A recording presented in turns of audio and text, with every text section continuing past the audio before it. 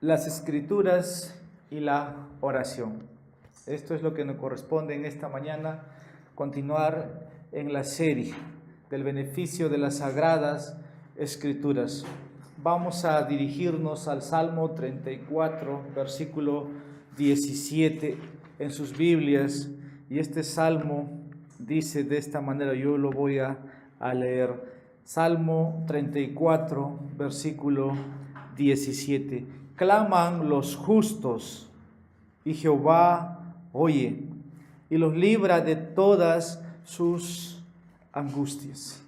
Una vez más, dice, claman los justos y Jehová los oye y los libra de todas sus angustias. Hace bien recordarnos lo que este pasaje dice, porque es la naturaleza de los hijos de Dios. Tienen a quien ir acá. Y aquí dice, claman los justos. Thomas Watson dijo en cierta oportunidad, la oración es la respiración del alma. Cada uno de nosotros, si dejara de respirar, es el fin de nuestro ser. De la misma manera, la respiración, la oración se convierte para nuestra alma así. Por eso aquí el salmista dice, claman los justos. En verdad nosotros tenemos a quién ir, tenemos a quién clamar. ¿Y quiénes son los justos? ¿Quiénes son los bienaventurados, como Salmo dice? Bueno, todos los que tienen la nueva naturaleza de Cristo. Juan Calvino también decía que la oración es el alma de la fe. El creyente que no ora, el creyente que no clama, está muerto por dentro. Por eso dice, ¿no? La oración es el alma de la fe. Un cristiano que no ora es simplemente una contradicción. Y en esta mañana vamos a hablar las escrituras y la oración. Así que si tuviéramos la ilustración, ¿no? En un hospital y una madre está dando a luz, y probablemente podemos ver esto, que si ese niño nace muerto, ese niño nació muerto. Así es un creyente que no ora, muchas veces es contradictorio. Y la palabra de Dios en esta mañana tiene que dirigirnos a nuestras almas. Un creyente que ha profesado su fe en Jesucristo no puede despreciar esta arma espiritual. Dios le ha provisto para que lo pueda usar, y la oración es el respirar de la nueva naturaleza de los hijos de Dios. Segunda de Corintios 5:17 nos dice que tenemos nueva naturaleza. Eso significa nueva criatura, y Dios ha provisto para ellos esta armadura. Y eso vemos en cada parte, en cada conversión. Hechos 9, versículo 11, tenemos la conversión de Saulo, y dice lo primero, versículo 11, he aquí Saulo ora. He aquí Saulo ora. Recién el apóstol tuvo una conversión sobrenatural. Y aquí ya Saulo estaba en oración, pero antes este hombre nunca verdaderamente se había postrado de rodillas. Claman los justos, dice el salmista aquí, y Jehová los oye. Y el apóstol nunca había tenido una vida o una devoción, nunca se había escuchado que él oraba. Mira, que es la primera vez que verdaderamente ora Saulo. Entonces hay que hacer énfasis en esto. Cuando uno nace, tiene que empezar a usar de esta arma. Segunda de Timoteo capítulo 3, versículo 5, vamos a leer este texto. Segunda de Timoteo capítulo 3, versículo 5. Usted puede leerlo, dice aquí, que tendrán apariencia de piedad, pero la eficacia de ella a esto evita. No hay poder, no hay eficacia cuando no hay oración. Y Saulo era uno de ellos. Como también puede hablarnos de aquellos que podemos decir que somos creyentes y no hay eficacia en lo que hacemos. No hay poder. ¿Por qué? Porque no hay oración. Entonces, dice Zacarías capítulo 12, versículo 10, aquellos que se contentan tienen que regocijarse en Dios y esperar. Pero dice Zacarías capítulo 12, versículo 10, el espíritu de gracia, el de suplicación. En aquellos días Dios derramará, pero hoy sus hijos podemos pedir eso, ¿no? Un espíritu de oración, que usted sea constante. En todos los consejos del apóstol Pablo a las iglesias, primero vemos a él orando por las iglesias, él suplicando por los hermanos para que crezcan, para que puedan el uno al otro soportarse. Él oraba por su visita, él oraba para que él pueda predicar. Pero después vemos, ¿no? Dice el consejo, oren ustedes. Entonces, y es el espíritu de gracia, el espíritu de oración. Así que aquellos que son hijos de Dios, tiene quien los oye. Claman a Jehová, claman los justos y Jehová dice, los oye. Y dice también Lucas capítulo 18, versículo 7, ahí en la parábola de la necesidad de orar siempre, Jesús dice, ¿no vengará Dios a sus escogidos que claman a Él noche y día? Sí, ahí la palabra es claman. No es que aquellos que oran o cuando quieren o claman cuando quieren. Y dice, tiene quien los oye. Ese es el énfasis. Y podemos ir ya haciéndonos preguntas, ¿no? ¿Por qué el leer las Escrituras nos puede beneficiar? El beneficio de las Sagradas Escrituras en esta mañana tiene que ver con relación de nuestras vidas de oración. Eso tiene que ser real, como al comienzo trataba, ¿no? Con las frases ahí de Thomas Watson. Entonces, vamos a vernos en esta mañana. ¿Se puede pecar en la oración? Sí se puede pecar. El dejar de orar también. Es como decir, estar agonizando. Tal vez usted se sorprenda, ¿no? El pueblo de Dios no tiene fuerzas, no tiene tiempo para orar. Eso es contradictorio. En realidad sí hay tiempo. Algo que he aprendido es esto, que Dios nos da 24 horas. Y las 24 horas tienen que ser administradas para nuestros quehaceres, ¿no? Para trabajar, para estudiar, para descansar, pero también para leer las Escrituras, como también orar. Entonces es difícil a veces decir que no hay tiempo. Solamente a veces cuando eso se manifiesta o se escucha, hay mucha revelación del corazón de esa persona. Y se ve muchas veces también en la oración se ve la hipocresía. Los fariseos eran buenos orando en las plazas, ¿no? Públicamente. Y tal vez cuando hoy en este tiempo enseña públicamente pueden mirar directo, ¿no? al púlpito. Pero también la aplicación es qué es de nuestras vidas, ¿no? Algo que yo hago a veces últimamente es invitar, ¿no? Orar cuando tenemos una cena, un compartir, ¿no? Un hermano que ore para ver cómo ora, cómo da, cómo agradece y se nota sus palabras. Pero tiene que ser con sinceridad, no con hipocresía, no con presunción, no de manera formal. Tiene que haber arrepentimiento, tiene que haber confesión de pecados, tiene que haber gratitud por lo que se está orando. Así que Dios pueda en esta mañana hablarnos. Ahora bien, la palabra de Dios debe dirigirnos a orar. Algo que los miércoles tenemos en la reunión de oración es esto, ¿no? Leemos un salmo y oramos el salmo. Y cada parte de las Escrituras tiene que ser orado, le tiene que beneficiar. Usted dice que no, bueno, yo le digo que sí. Por ejemplo, este salmo y se clama a los justos nos está hablando de la oración. Y usted puede usar ese salmo para poder acercarse más y tener ese espíritu de oración. Así que las Sagradas Escrituras nos han sido dadas para hacer buenas obras. Toda escritura dice que es útil. Entonces la escritura es útil para que podamos saber cómo orar.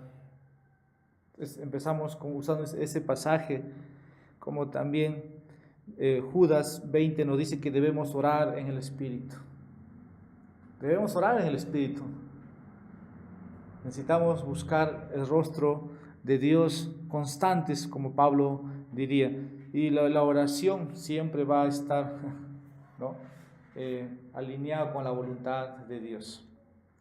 Colosenses 3:16 dice que la palabra de Cristo more abundancia. Eso es lo que nos recuerda. Así que cuando oramos, por ahí alguno dice, no tengo palabra. De la abundancia del corazón habla la boca. Entonces sí hay mucho que hablar, pero cuando hablamos de política, de deporte o de cualquier otro tema, uno puede pasar la hora hablando. Pero ¿qué pasa cuando oramos? No hay palabras. 30 segundos, un minuto, es un poco contradictorio. Usted no respira 30 segundos y un minuto y todo el día camina sin respirar. Es contradictorio. Colosenses 3 dice, de la abundancia. Tenemos que llenarnos de la palabra. Probablemente va a haber escasez en todo, como Jesús dijo en Mateo 12:34, ¿no? Del corazón salen las palabras.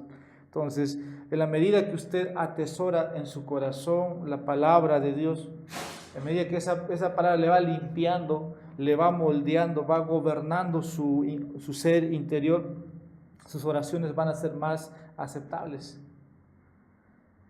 Solamente después podemos decir como David, 1 Crónicas, capítulo 29, versículo 14. 1 Crónicas dice, todo es tuyo y de lo recibido de tu mano te damos.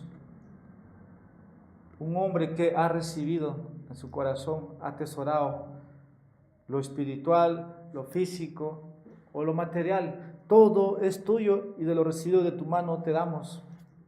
Se da cuenta que recibimos todos los días bendiciones espirituales y todo tipo de bendición. De eso hablamos, de eso damos gracia. Así que este tema tiene que ver directamente con nuestras vidas y tenemos que beneficiarnos cuando estudiamos las Sagradas Escrituras. Nosotros, para tener la bendición de entender la Escritura, necesitamos la bendición de Dios. ¿Y cómo obtenemos la bendición de Dios?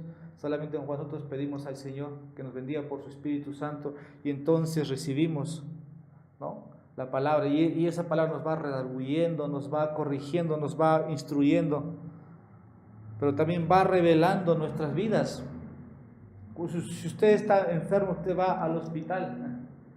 Pues cuando usted necesita algo en su vida, usted tiene que ir a Dios, no al hospital para una atención espiritual. La atención espiritual es con Dios, no es un centro, ¿no?, como es un hospital donde hay doctores.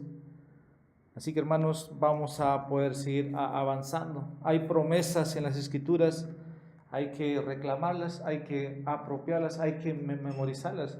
Como que no hay palabras, es contradictorio. Así que si usted quiere enriquecer su vida espiritual, tiene que meditar en la palabra, tiene que ocuparse de ella. Dice Santiago 1:22, sed hacedores. En otras palabras, oren. Esto dice Santiago, sed hacedores de la palabra. Si la Escritura dice que clama a lo justo, entonces tienes que orar. Dice Santiago, sed hacedores. Vamos a ver ahora cómo todo lo que he dicho, ¿no?, en varios puntos, cómo se puede aplicar esto. Vamos a ver en 7 verdades, voy a tratar de ser breve en cada uno de ellos, de cómo esto se aplica, estas amonestaciones a nuestras vidas. Primero, nos beneficiamos de las Escrituras cuando nos ayudan a comprender la importancia profunda de la oración. Esto tiene que ver con cómo nosotros nos acercamos a la Biblia el día de hoy. Por necesidad o simplemente para poder conocer más nada de lo que otros ya saben. Entonces tiene que ver esto con cómo nosotros nos acercamos y tenemos que encontrar este beneficio a nuestras vidas, el día a día, ¿no?, el de comunicarnos con Dios. ¿Por qué? Porque la lucha afuera, hermano, es fuerte. Y cómo nosotros tomamos poder es por la vía de oración. ¿Cómo es que uno se aparta del pecado, de las seducciones de este mundo o de los ataques de Satanás? Por medio de la oración. Y esto, por eso las escrituras nos ayudan a comprender la importancia profunda de la oración. Siempre la Biblia te va a decir, ora. Es el consejo. Siempre te va a decir, ora. ¿Por qué? Afuera está la lucha. Incluso puede estar aquí adentro, cuando uno está exponiéndose en la predicación. Y yo quiero hacer una pregunta aquí. ¿Cuánto tiempo estaremos delante del rostro de Dios? Y creo que esto va para todos, no sea pastor, maestro, usted tenga años en la fe. Hay muchas obligaciones durante el día, como dije, pero la pregunta es, ¿no? ¿Cuánto tiempo estamos delante del rostro de Dios? ¿Quién vive ¿no? una vida así? La Escritura está lleno de ejemplos. Hombres que oraban 3 veces al día, y a veces hablamos de ser muy específicos en las oraciones, no solamente balbucear horas y horas. Dios sí conoce lo que queremos pedirle. Nuestras muchas palabras no van a convencer a Dios o persuadir o mover su brazo, como tampoco a la manera que uno quiera. Nuestras palabras siempre tienen que estar, ¿no?, alineadas con la voluntad de Dios, y Dios se encarga de eso. Así que en este punto es esto: ¿cuánto tiempo estamos dando o cuánto tiempo pasamos en la presencia de Dios? Mateo 21, versículo 13 nos recuerda, hablando, ¿no?, de la importancia de que la iglesia ore. ¿Por qué? Dice Mateo que su casa será llamada casa de oración. Sencillamente, Jesús dijo así: su casa va a ser llamada casa de oración. No dijo, no dice casa de adoración, casa de la predicación expositiva. No, dice, no es casa donde están los músicos o todo lo que uno hoy ha inventado. Dios no escucha la bulla, Dios escucha la oración. Por eso es casa de oración, no es casa de predicación o de cánticos. Así que hay que tener mucho cuidado, por más que podamos tener la doctrina. Una vez hice un artículo, ¿no?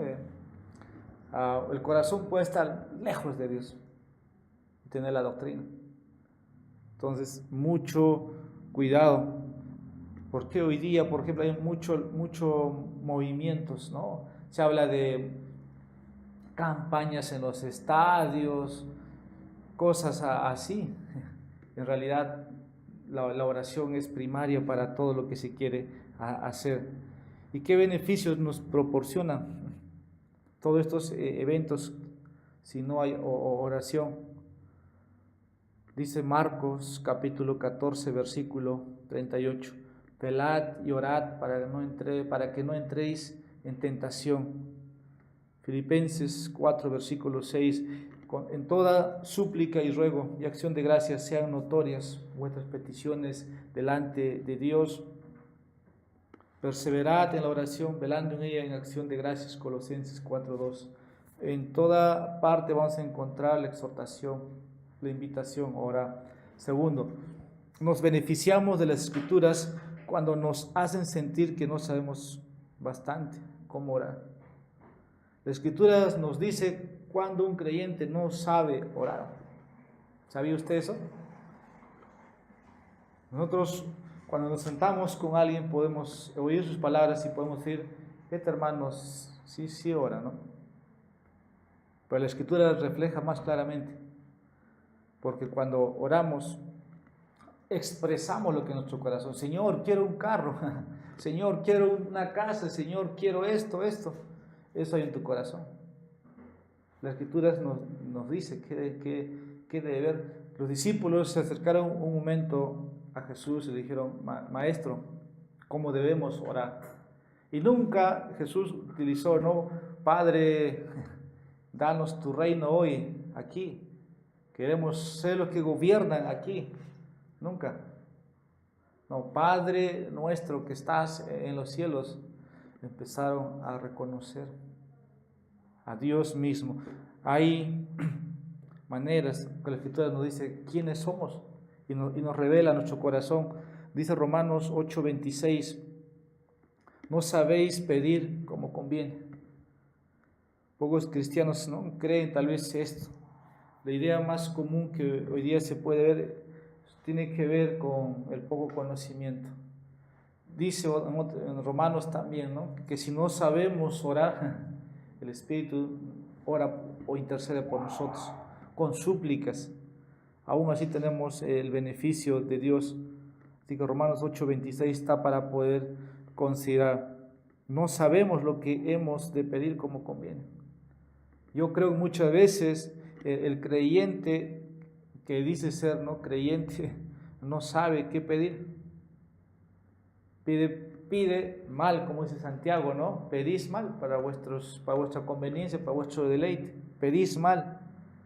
Y esto no tiene que ver directamente con el bien espiritual que uno quiere. El cristiano entonces tiene que orar como la Escritura le dice que tiene que orar, porque el Espíritu Santo dice que ores de esta manera. Es una realidad, esta verdad en nosotros, como dice Primera de Juan, capítulo 5, versículo 14. Y esta es la confianza que tenemos ante Él, que si le pedimos alguna cosa conforme a su voluntad, Él nos oye. Usted tiene que saber este pasaje, incluso yo diría de memoria, porque podemos pedir todas las cosas y no sea la voluntad de Dios. Pues, sinceramente, eso puede ser, o simplemente el Señor no te quiere dar. Así que claman los justos, decía el salmista, de Jehová los oye. Pedir algo tiene que ver con la voluntad de Dios. Cuando esa necesidad no va dirigido, o sea, no es lo principal en tu vida, probablemente no sea escuchada, no sea atendida. Las Escrituras constantemente enumeran principios, ¿no?, para que podamos ejercitar desde el corazón y podamos aprovechar de ellos. Como nos dice en Lucas 11, versículo 1, Señor, enséñanos a orar. Muchas veces incluso hay que arrepentirnos, Señor, no sé orar. Es decir, humildemente, Señor, enséñame a orar. Porque eso va con la voluntad de Dios. ¿Qué es lo que debemos orar los creyentes? Tenemos muchas necesidades. ¿Quieres que tu iglesia crezca? ¿Quieres que tu vida sea fuerte delante de Dios? Entonces, Señor, enséñame a orar. ¿Cómo hay fuerza? Esto dice Hechos 1:8, que recibiréis poder. Y ese poder tiene que estar respaldado por la autoridad de la Biblia, por la autoridad o el poder de la oración. No es algo sobrenatural. Usted no ve hombres que oran y son como Superman, como Batman, haciendo cosas maravillas. No, el poder está tras la vida de esa persona que ora, que está en las Escrituras, que obedece. O sea, como dice Santiago, no solamente es oidor, sino hacedor. Señor, enséñanos a orar. Tercero, nos beneficiamos de las Escrituras cuando nos damos más cuenta de nuestra necesidad de la ayuda del Espíritu. Repito, nos beneficiamos de las Escrituras cuando nos damos más cuenta de nuestra necesidad de la ayuda del Espíritu. Estoy hablando del Espíritu Santo. Primero, que nos haga conocer nuestras verdaderas necesidades. ¿Quién? El Espíritu Santo. Examíname, oh Dios. Pruébame, como decía el salmista, si en mí hay esto. Que el Espíritu Santo pueda hacerte ver tus verdaderas necesidades de tu alma. Y no necesariamente las necesidades materiales, aunque Jesús nos enseñó a orar por el pan diario. Esto tenemos también como ilustración. Todos los días tenemos que ser librados de las tribulaciones, de las aflicciones, de las dificultades. Hay que pedirlo al Señor. Nuestros deseos debieran ser sinceros delante de Dios. Claman los justos y Jehová los oye. Y el no clamar con el corazón, hermanos, puede ser pecado. De acuerdo que uno que esté buscando, ¿no? Dice, o vamos a ver el libro de Oseas, capítulo 7, versículo 14.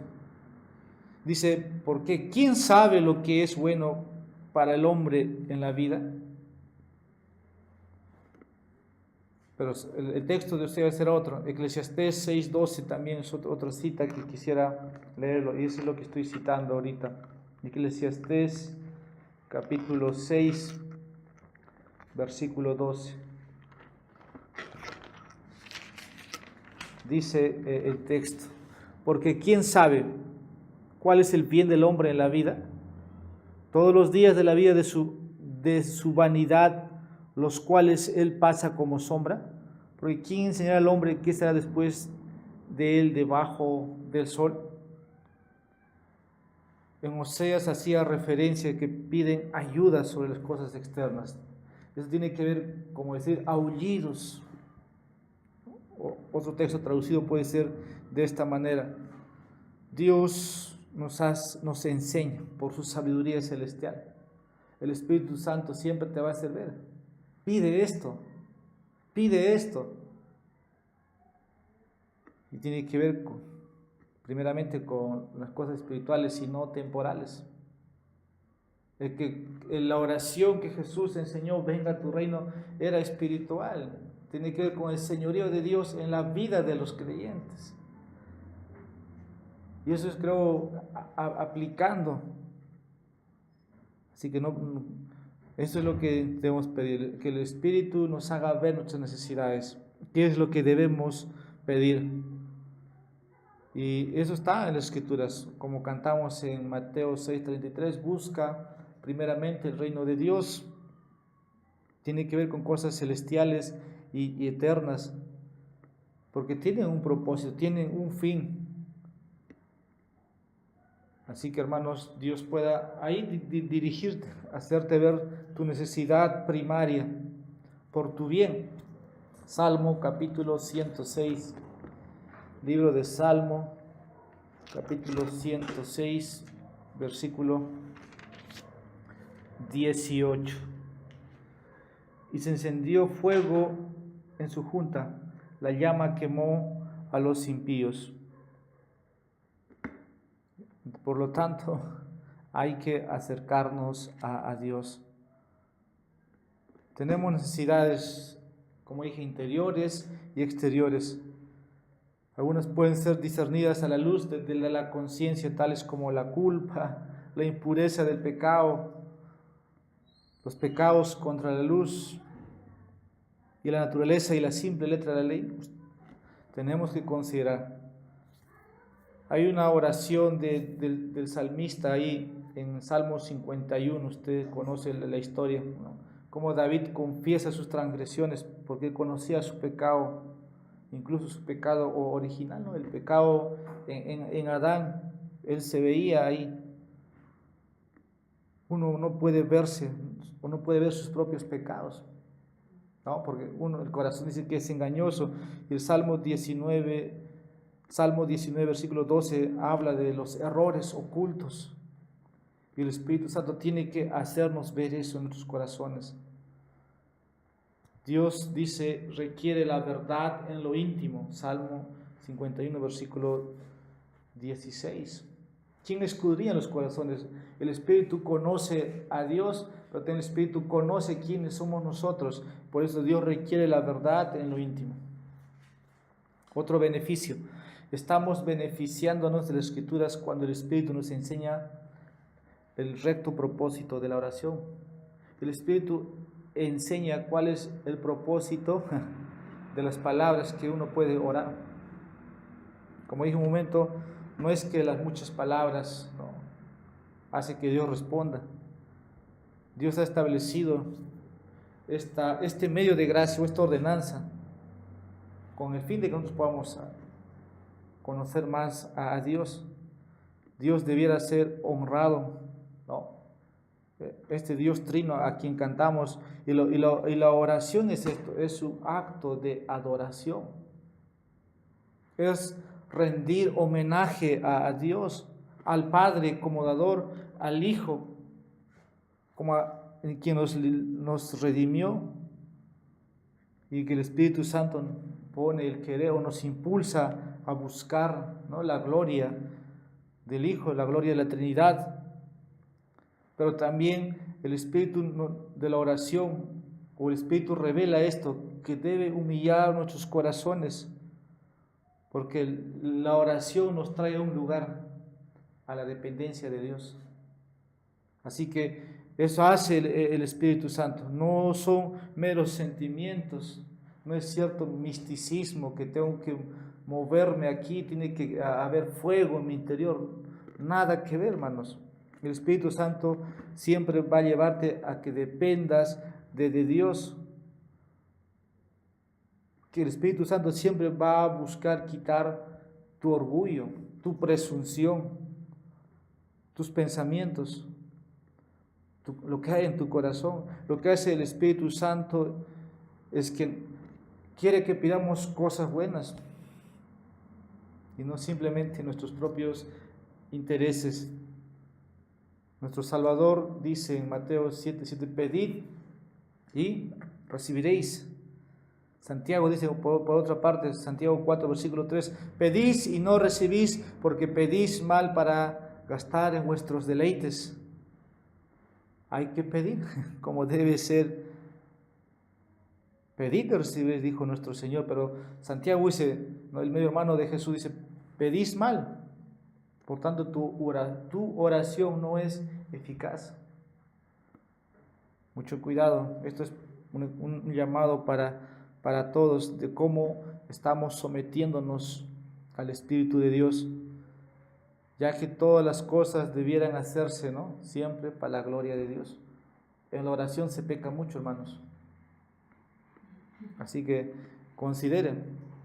Quinto, nos beneficiamos de las Escrituras cuando nos enseñan a pedir o reclamar las promesas de Dios. Las Escrituras tienen muchas promesas que nosotros debiéramos saberlas o conocerlas. Por eso es que, ¿cómo yo voy a conocer las promesas de Dios si no leo, si no estudio las Escrituras? Es imposible. Por más que el pastor te recuerde una promesa un domingo, pero en la Biblia tenemos más de 3,000 promesas. Entonces nos beneficiamos de las Escrituras cuando reclamamos, ¿no?, las promesas de Dios. Y la oración debe ser hecha, hermanos, con fe. ¿Cómo pido la promesa? Con fe. Romanos 10:14. De lo contrario, Dios no va a escuchar. ¿Por qué? Porque la fe te lleva a Dios, es el instrumento, es el medio para que la promesa de Dios sea cumplida. No comprendemos muchas cosas porque tal vez no pedimos con fe.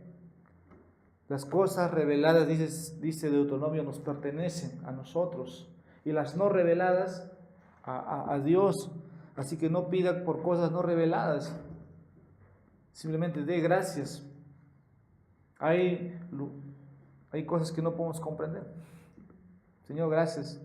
Tú orquestas, tú diriges, tú gobiernas, eres soberano sobre todo.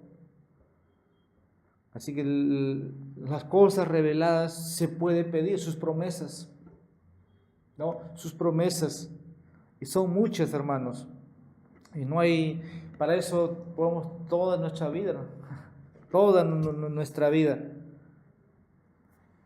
Así que cuando estemos más familiarizados con las promesas de Dios, es que vamos a comprender más sus bondades, más de su gracia, más de su misericordia.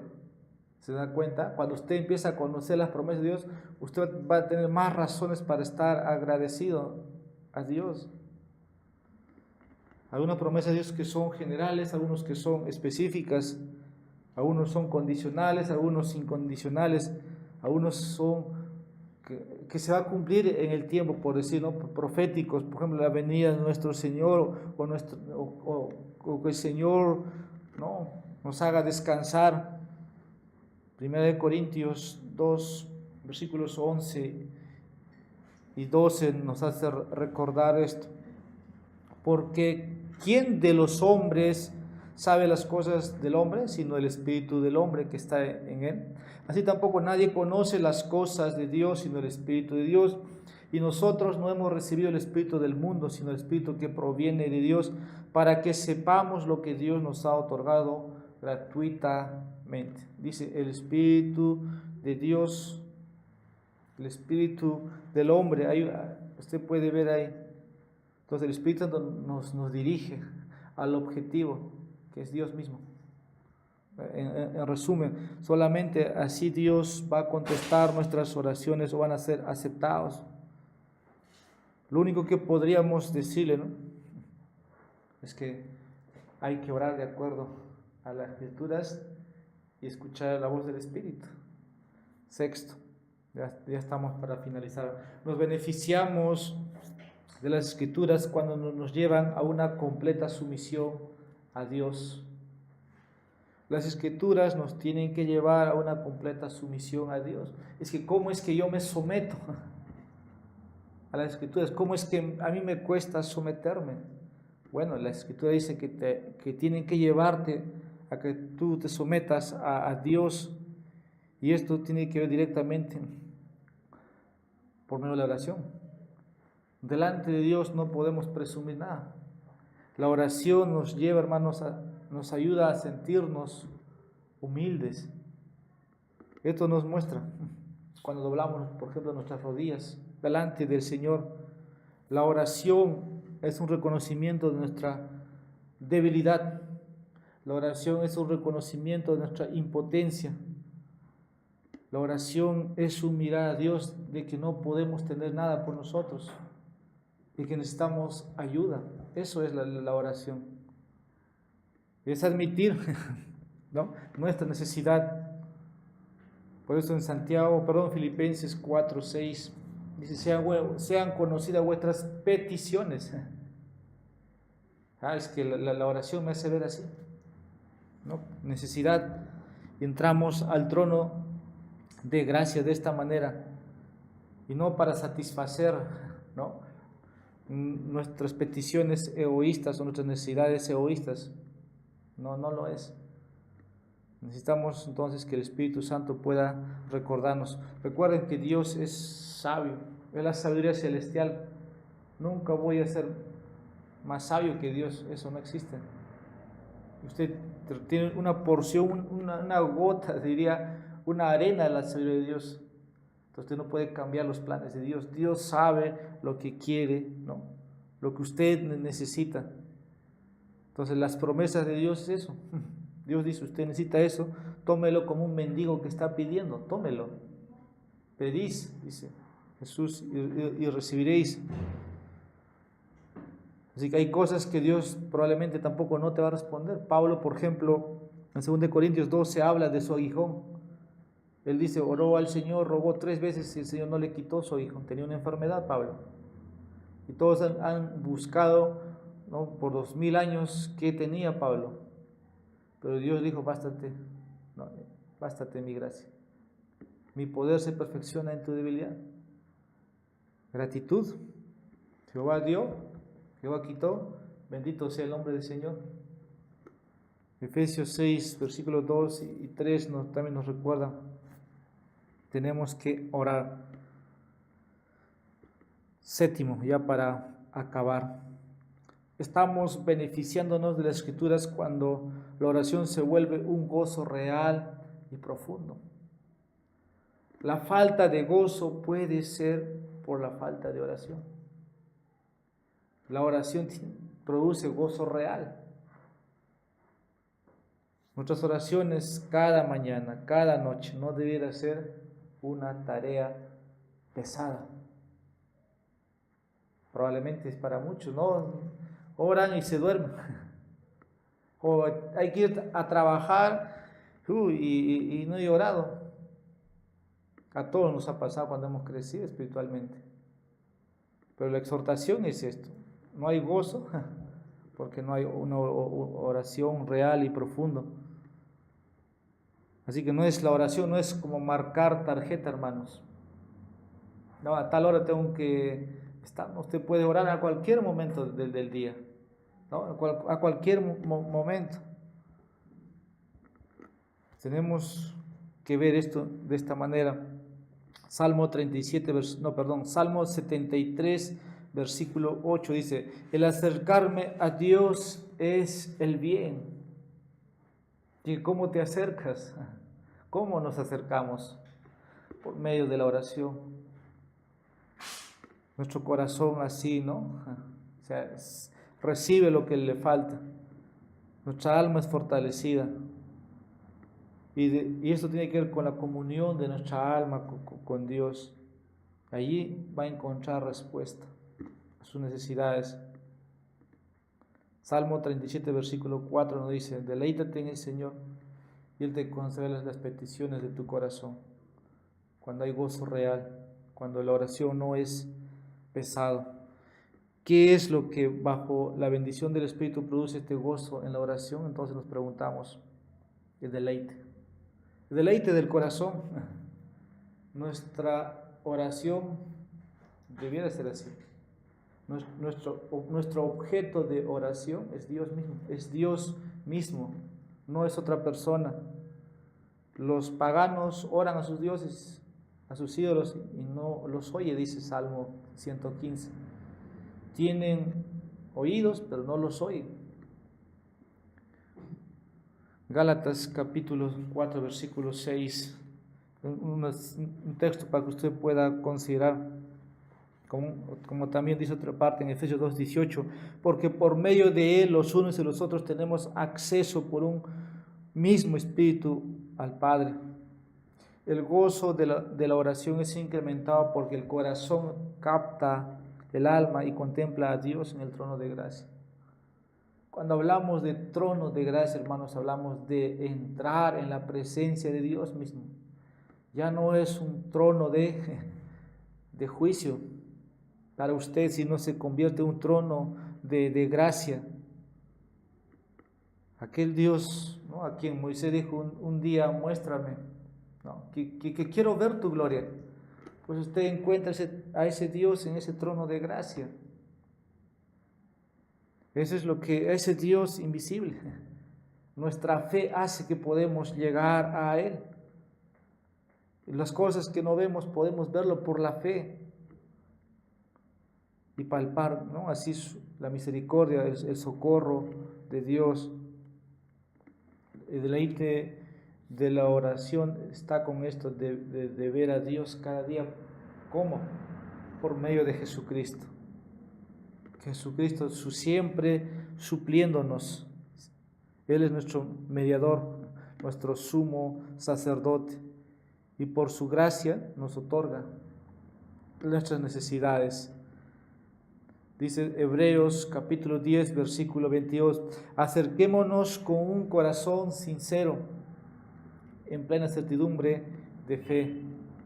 Esto es en esta mañana la invitación, que delante de Dios nos presentemos vuestras peticiones, que su corazón pueda estar delante de Dios, sus peticiones sean conocidas, y solamente así obtendremos el beneficio, ¿no?, de todo lo que hemos podido en esta mañana ver. Vamos a dar gracias y pasamos luego al culto.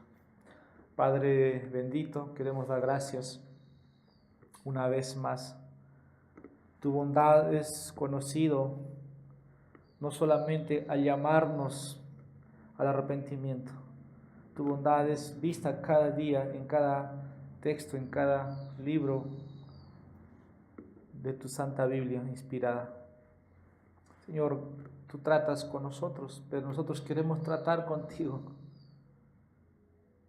Y verdaderamente nos has dado acceso directo, no en una computadora, no en un icono, sino acceso directo a tu trono de gracia. Oh Dios, que ese espíritu de oración, el cual Zacarías menciona, pueda ser en nosotros a diario vivido. Derrama, Señor, sobre nosotros esa gracia, ese favor. Tu espíritu nos mueva, nos recuerde quiénes somos, qué es lo que debemos hacer. Gracias, Señor, por esta iglesia. Permite que puedan buscar tu rostro. porque tu casa será llamada casa de oración. En nombre de Jesús oramos esto. Amén.